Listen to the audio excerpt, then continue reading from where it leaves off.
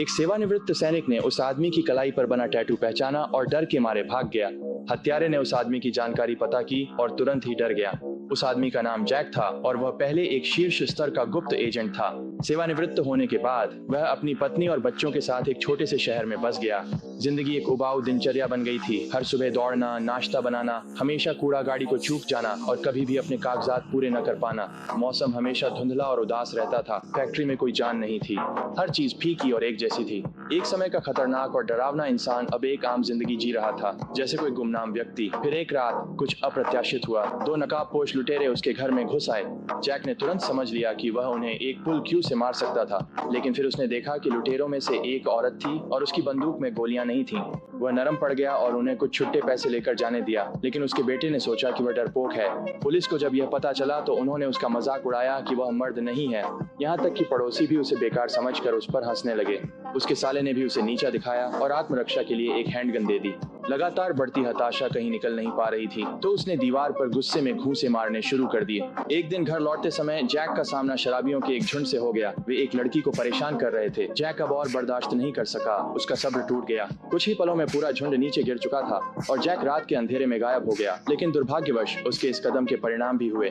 उन शराबियों में से एक स्थानीय गैंग के सरगना का छोटा भाई निकला। जब सरगना ने अपने भाई को मुश्किल से सांस लेते देखा तो वह गुस्से से पागल हो गया और जैक को ढूंढकर बदला लेने की कसम खाई। उन्हें जैक का ट्रांजिट कार्ड मिल गया और उन्होंने उसका पता लगाने के लिए उसका इस्तेमाल किया। इसी बीच जैक ने अभी अभी रात का खाना बनाया था और अपने परिवार के साथ छुट्टियों की योजनाओं पर बात कर रहा था। तभी अचानक उसने देखा कि बाहर कुछ गाड़ियां खड़ी हैं।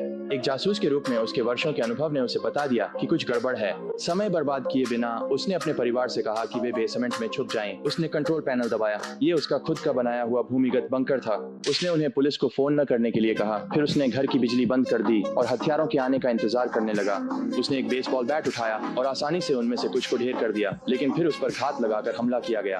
अगली बात जो उसे याद है वह यह थी कि वह एक कार के डिक्की में जागा। उसने तुरंत अपने अंगूठे को मोड़ा और हथकड़ी से खुद को छुड़ा लिया। अपने चारों ओर की आवाजों से उसे पता चल गया कि कार में 3 लोग हैं। उसने फायर एक्सटिंग्विशर पकड़ा और पिछली सीट को लात मारकर गिरा दिया। फिर सूखा पाउडर हर जगह छिड़क दिया, जिससे वे पूरी तरह अंधे हो गए। तीनों हत्यारे तुरंत मारे गए।